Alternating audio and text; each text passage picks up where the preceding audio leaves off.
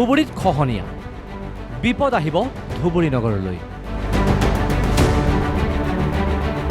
ব্ৰহ্মপুত্ৰ আৰু ইয়াৰ উপনৈৰ খহনীয়া চলি আছে ধুবুৰী জিলাৰ বিভিন্ন ঠাইত। শেহতীয়াকৈ টিপকাই আৰু গদাধৰী নৈৰ খহনীয়াই ভয়াৱহ ৰূপ লৈছে। ধুবুৰী চহৰৰ পাৰ্শ্বৱৰ্তী খলিমাৰীত প্ৰবল গৰাখহনীয়া, গদাধৰ নৈৰ খহনীয়া। টিপকাই নৈৰ বাঢ়নি পানী গদাধৰ নৈৰ সোমোৱাৰ বাবে পৰিস্থিতি অধিক ভয়াৱহ হৈছে। এনেদৰে খহনীয়া চলি থাকিলে ধুবুৰী চহৰলৈ ভাবুকি আহিব। খলিমাৰী ৰাইজে বাৰম্বাৰ জিলা প্ৰশাসন আৰু জনপ্ৰতিনিধিক অৱগত কৰাৰ পাছতো মাত্ৰ কেইটামান জিঅ' বেগ দি দায়িত্ব সামৰাৰ অভিযোগ। উপায়ন্তৰ হৈ স্থানীয় ৰাইজে দান বৰঙণি তুলি বাঁহেৰে গৰাখহনীয়া প্ৰতিৰোধৰ চেষ্টা চলাইছে। স্থানীয় লোকে কয়, মোটামুটি আজি 2 বছৰ হ'ল, মানে আগৰ পৰাই আছিল, নদীটো আগত আছিল। আমি ইদানিং মানে এই 15 দিনৰ পৰা ইমান ভাঙি আছে। আমাৰ মাদ্ৰাছা আছে ওচৰত, মাদ্ৰাছাটো কেতিয়াবা পৰি যায়, আমি ক'ব নোৱাৰোঁ। আমি বহুত ভয়ত আছোঁ। মই চৰকাৰৰ ওচৰত বিনম্ৰভাৱে অনুৰোধ কৰি আছোঁ যাতে আমাৰ এই অঞ্চলটো ধুবুৰীটো আমাৰ একদম 200 মিটাৰ ওচৰতে আমাৰ টাউনখন। তো এইটো ভাঙি গ'লে হয়তো আমাৰ ধুবুৰী টাউনটোত পুৰা মানুহ মানে আমাৰ এইটো অঞ্চলত অলপখিনি অঞ্চলত মানে খলিমাৰী পঞ্চায়ত টোটাল নহয়, আমাৰ ধুবুৰীৰ অঞ্চলৰ মানে আধা পৰিয়াল যিটো আছে, মানে 1000ৰো বেছি মানে মানুহ আছে। সেই মানুহখিনি এতিয়া মানে ঘৰ দুৱাৰ এনেকুৱা হৈ আছে যে এতিয়া ঘৰ ভাঙি পৰিব, মানে বেছি দূৰ আৰু নাই নদীখিনি। আমি এইটো মানে চৰকাৰৰ ওচৰত মানে বিনম্ৰ অনুৰোধ জনাইছোঁ যাতে আমাক মামাই যাতে আমাৰ ইয়াতে কিবা জিঅ' বেগ হওক, বল্ডাৰ হওক, তাৰ দ্বাৰাই মানে যাতে এই গাঁওখন যেনে মানে ৰক্ষা কৰে। এই খহনীয়া প্ৰতিৰোধৰ বাবে জলসম্পদ বিভাগে শীঘ্ৰেই ব্যৱস্থা গ্ৰহণ কৰা উচিত, নহ'লে বিপদ আৰু অধিক হ'ব। ধুবুৰীৰ পৰা মহিবুল হক আলমৰ ৰিপৰ্ট, অসম লাইভ 24।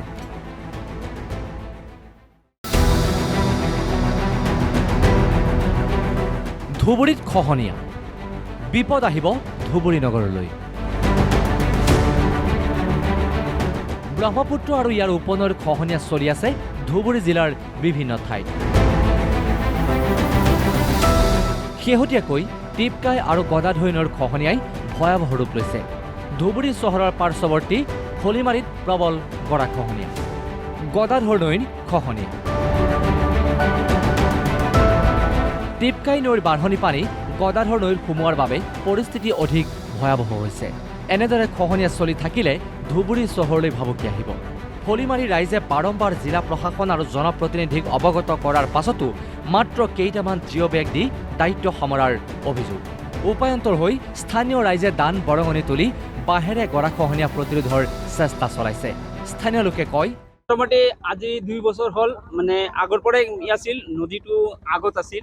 আমি ইদানিং মানে এই 15 দিনৰ পৰা ইমান ভাঙি আছে। আমাৰ মাদ্ৰাছা আছে ওচৰত, মাদ্ৰাছাটো কেতিয়াবা পৰি যায়, আমি ক'ব নোৱাৰোঁ।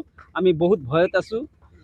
মই চৰকাৰৰ ওচৰত বিনম্ৰভাৱে অনুৰোধ কৰি আছোঁ যাতে আমাৰ এই অঞ্চলটো ধুবুৰীটো আমাৰ একদম 200 মিটাৰ ওচৰতে আমাৰ টাউনখন। তো এইটো ভাঙি গ'লে হয়তো আমাৰ ধুবুৰী টাউনটোত পুৰা মানুহ মানে আমাৰ এইটো অঞ্চলত অলপখিনি অঞ্চলত মানে খলিমাৰী পঞ্চায়ত টোটাল নহয়, আমাৰ ধুবুৰীৰ অঞ্চলৰ মানে আধা পৰিয়াল যিটো আছে, মানে 1000ৰো বেছি মানে মানুহ আছে। সেই মানুহখিনি এতিয়া মানে ঘৰ দুৱাৰ এনেকুৱা হৈ আছে যে এতিয়া ঘৰ ভাঙি পৰিব, মানে বেছি দূৰ আৰু নাই নদীখিনি। আমি এইটো মানে চৰকাৰৰ ওচৰত মানে বিনম্ৰ অনুৰোধ জনাইছোঁ যাতে আমাক মামাই যাতে আমাৰ ইয়াতে কিবা জিঅ' বেগ হওক, বল্ডাৰ হওক, তাৰ দ্বাৰাই মানে যাতে এই গাঁওখন যেনে মানে ৰক্ষা কৰে। এই খহনীয়া প্ৰতিৰোধৰ বাবে জলসম্পদ বিভাগে শীঘ্ৰেই ব্যৱস্থা গ্ৰহণ কৰা উচিত, নহ'লে বিপদ আৰু অধিক হ'ব। ধুবুৰীৰ পৰা মহিবুল হক আলমৰ ৰিপৰ্ট, অসম লাইভ 24।